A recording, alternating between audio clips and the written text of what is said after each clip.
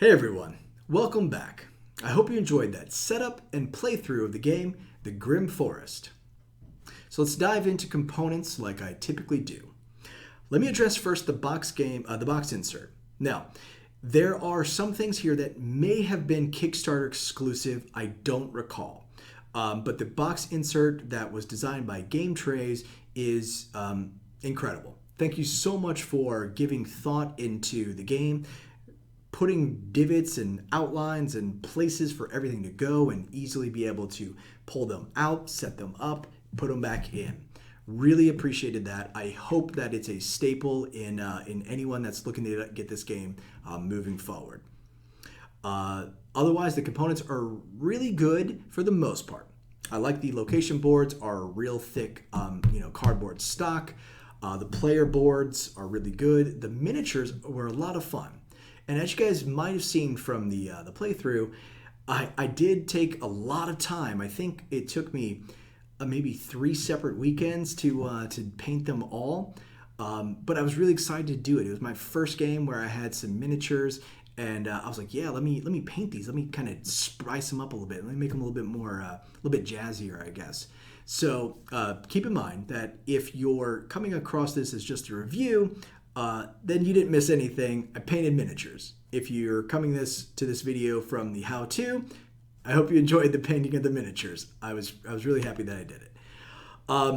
Otherwise, components really good, but I hate tokens. I hate chits. Right? You guys know this. So the wood, the straw, and the brick, they could have been made of wood.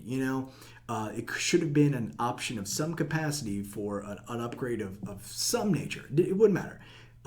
But I just would have liked to have seen either some sort of better component than punchboard for those resources. They could have for the big wood, the big brick, and the big wheat. I get that they printed numbers on them, and it is easy to kind of do that, but they could have made a bigger bushel of hay and maybe a couple individual straws for the 5s or the 1s. There's a variety of things that could have been done. I just wish they would have. That's my only knock about the components is the punchboard resources. Otherwise, the plastic houses for the base, the walls, and the roofs all fit together really well. And once you get the houses complete, it's neat. Like it feels like an accomplishment, I was happy. I guess one little caveat is that, man, I'm a little upset at myself that I only recently got this to the table. We're in 2020 now, right? That's when I'm recording this. That's when I played this, and that's when I'm releasing this video. And I got this in 2018, right? And the reason why I hesitated to finally get it to the table, I did back it, but when I got it, it's a massive box, right? I mean, it comes, the full length of half my person. It was intimidating. There was miniatures, there was a giant book, a giant box, and I was like, oh my goodness, how am I ever gonna read through this, explain it to people? How is my crew ever gonna want to dive into this game? But man, it was one of the easier games I've played. And I was like, why did I wait so long to do this? I really had an awesome time every time we played through it. So why should you add this to your collection? Well, because it's a giant game with some fun miniatures, and it is easy to play. My first playthrough, we got through it in the minimum allotted time. From setup to tear down, we were in and out in about like 45 minutes.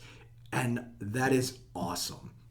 When you accurately put the time that it takes to play a game, even a first time, I'm impressed. So if you want to add a sort of resource management game to your collection with a lot of take that mechanics, add this one to your collection.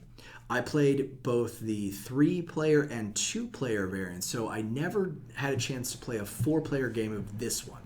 But you should also add it to your collection because from what I played with the 2-player and the 3-player, the variant is not such a huge drift from the game that it becomes completely different or needs a separate iteration. The 2-player variant with just the rolling of the die to remove half resources from a location, it works. Makes it easy. Very simple. You're still going to your locations. You're still playing resource location cards and fables just like you would. In the 4-player one, again, you're just adding that 4th location. Another place for a player to go to. And that's pretty cool. But yeah, I guess why you should not add this to your collection though, guys, is that the whole game is one giant cutthroat competition to get those houses built. So there is no friend making here. You've got, say, a friend card, and you draw up another friend card. You could really screw someone over by passing the friend card over to them, because maybe they really needed the power of their existing friend, and you can't decline that.